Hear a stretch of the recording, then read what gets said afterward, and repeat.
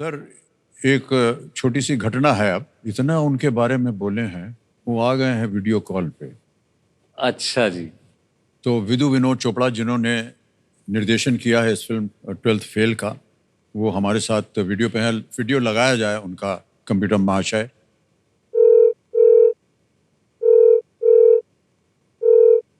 विनोद भाई साहब, आपको मैं प्रणाम करता हूँ।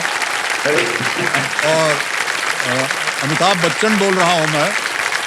कौन बनेगा करोड़पति के। जानता हूँ सर। और आपके दो महान व्यक्ति जो आपकी फिल्म है ट्वेल्थ फेल, हमारे सामने बैठे हुए हैं, मनोज कुमार जी और विक्रांत मैसी। विनोद, बहुत बहुत धन्यवाद आपका, सही मानों में। और हमने आपकी बातें की यहाँ पर, ज्यादातर तारीफ की, एक आध जगह हमने थोड़ा सा गलत भी पूछने वाला था कि किस्म की थोड़ा गलत भी बोल दिया, तो उसके लिए हम क्षमा चाहते हैं। बट रियली विनोद, बहुत बहुत बधाई आपको, थैंक यू सो मच। मैं सिर्फ एक ही बात कहना चाहूंगा जो मैंने मनोज से एक्चुअली कही थी और विक्रांत को भी कही थी, और जिन लोगों ने ये फिल्म देखी, कि ये फिल्म जो है, इसमें हमने कैप्शन पे लिखा था अमित कि based on A true story and inspired by a million true stories. वाह, क्या बात। तो ये जो कहानी है, ये इन दोनों की तो है ही है, ये कुछ हद तक मेरी भी है। आप अगर, मैं I know you very well, कुछ हद तक आपकी भी है। तो पॉइंट ये कि ये हम सब की कहानी है, जो छोटे शहरों से आए हैं, जिन्होंने स्ट्रगल किया है और जिन्होंने अपना रास्ता जो है ऑनेस्टी का, उसको नहीं छोड़ा। बहुत बहुत धन्यवाद, बहुत अच्छी बात कही आप, बहुत अच्छी बात। I would want to share an anecdote on 12th fail about Vinod sir. हाँ, जैसे आपने कहा कि ये वो कुछ चीजें करते हैं जो कोई नहीं करता। जी जी। 12th फेल जब सक्सेसफुल हो गई, ब्लॉकबस्टर हो गई, जो अचीव करना था उससे कहीं ज्यादा अचीव कर लिया। सर, यूनिट के हर एक मेंबर को जो उनकी रेम्यूनरेशन थी एज अ बोनस दी गई है। वाह, क्या बात। अरे अमिताभ को तो मैंने रोल्स रॉयस कार दे दी थी जब मेरे पास सिर्फ वो थी मारुति सुजुकी वैन। मेरी माँ ने कहा मुझे, अरे तू पागल हो गया, लंबू को क्या दे दिया, रोल्स रॉयस खुद सुजुकी में घूम रहा है। Remember Amit, how lovely those days. Thank you so much Vinod, बहुत बहुत धन्यवाद। एक बार विनोद चोपड़ा के लिए तालियां बजाएं। सर, मैं इसमें एक बात कहना चाहूंगा। तो ये नई हमने लिखी है, जीरो से रीस्टार्ट, उसमें 2 लाइन है। वो कहता है, चल अपने बचपन से मिलते हैं, चल भोलेपन से फिर मिलते हैं, मिलजुल के सीटी मारेंगे, यारों को गले लगा लेंगे, जो बचा खुचा है टिफिन में मिलजुल कर सारे खा लेंगे। जो आज निकल मरना है, किस बात से इतना डरना है। So honestly, I strongly believe we should all stay together and stay happy. Thank you so much for having me. Thank you. Bye bye. Sir, इनके दिल के अंदर जो बात होती है ना, एकदम मुंह फट है। ये बोल देंगे। बोल देंगे। जो एक आपके पीछे बैठी हैं, उनके बारे में भी हम जानना चाहेंगे कि, क्षमा प्रार्थी हूँ श्रद्धा जी, मान्यवर, ये जो आपका इम्तिहान था, इसके लिए कितनी तैयारी की आपने? सर, मैं जब दिल्ली आया था, पहली बार मुझे किसी ऐसी लड़की से मुलाकात हो रही थी जिसका नाम भी श्रद्धा था और मन में भी श्रद्धा हो रही थी। अरे वाह, क्या बात। और मैंने जब पूछा कहाँ के रहने वाली हो, तो इन्होंने कहा कि उत्तरांचल सर पहाड़ों वाला जगह, और शुरू से ही आकर्षित करता था मुझे पहाड़। तो श्रद्धा का जो बोलने का तरीका था, जो बात करने का तरीका था, वो ऐसा था कि लगता था कि शायद यहाँ आकर के तनाव ठहर गए हैं, तनाव नहीं है इनके पास।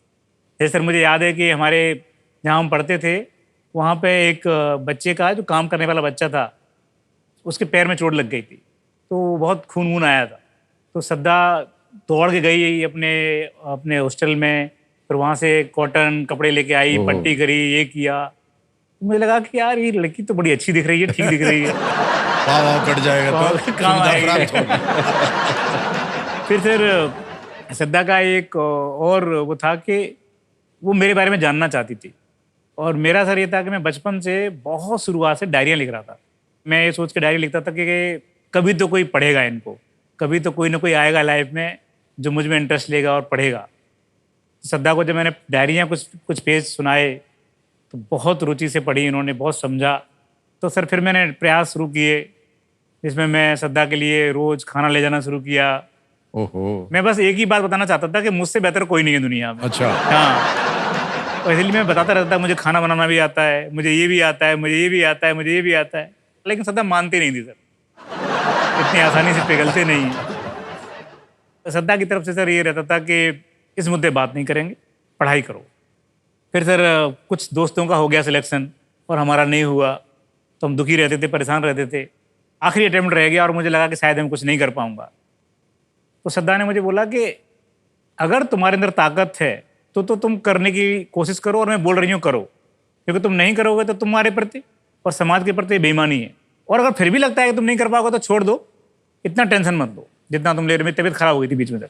फिर मैंने श्रद्धा से कहा कि एक बार तुम हाँ कर दो तो फिर मैं दुनिया पलट दूंगा। वाह।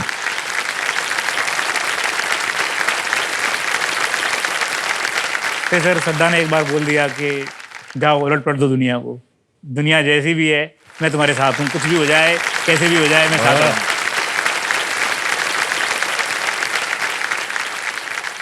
उसके बाद मैं 15 घंटे 16 घंटे 17 घंटे पढ़ता था सर। श्रद्धा ने मेरे लिए तय करके रखा कि इतना पढ़ के रखोगे तुम, इतना पढ़ोगे, इतना करके आऊँगी मैं, इतना सुनूंगी। तब तक श्रद्धा का सिलेक्शन भी हो गया सर, वो डिप्टी कलेक्टर बन गई। और उसके डिप्टी कलेक्टर बनने के बाद बहुत कॉन्फिडेंस आया मुझे भी कि मेरा भी हो सकता है। मेरे ग्रुप में जितने भी लोग थे, सारे लोग जो पढ़ाई करते थे, उन्हें पहला व्यक्ति मैं था सर जो अल्टीमेटली आखिरकार सिलेक्ट हुआ, because of Shraddha only sir. Shraddha. अच्छा श्रद्धा जी, जितना कुछ इन्होंने कहा है वो सही है या गलत? इसे बिल्कुल सही मान लीजिए सर। सही है। मनोज का सर जो व्यक्तित्व था, आई थिंक मैं जब भी मनोज को देखा मुझे अद्भुत लगता था सर, अद्भुत एकदम। मतलब जिसको ये नहीं पता कि कल के खाने का क्या होने वाला है, कपड़े कहाँ से आने वाले हैं, उसका सपना बड़ा साफ उसके दिमाग में था, कभी कोई कंफ्यूजन नहीं। और आज भी सर इतना ज़्यादा जैसे टफ चीज़ें चलती है या ये सब होता है, तो मनोज की ज़िंदगी में ये कभी नहीं है कि उसने ऐसा कर दिया होता तो ऐसा होता, या तुमने ऐसा नहीं किया तो ऐसा नहीं हुआ, तुम ऐसा कर देती तो ये था। तो वो कुछ है ही नहीं, इतना क्लियर एकदम स्ट्रेट फॉरवर्ड एक रास्ता है, और इतना अजब सा एक आत्मविश्वास है, एक ऐसी मुस्कुराहट है, तो that is amazing I think. क्या बात है। आप दोनों का वैवाहिक जीवन जो है वो आगे भी इसी तरह सफलतापूर्वक करता है। बहुत बहुत बधाई।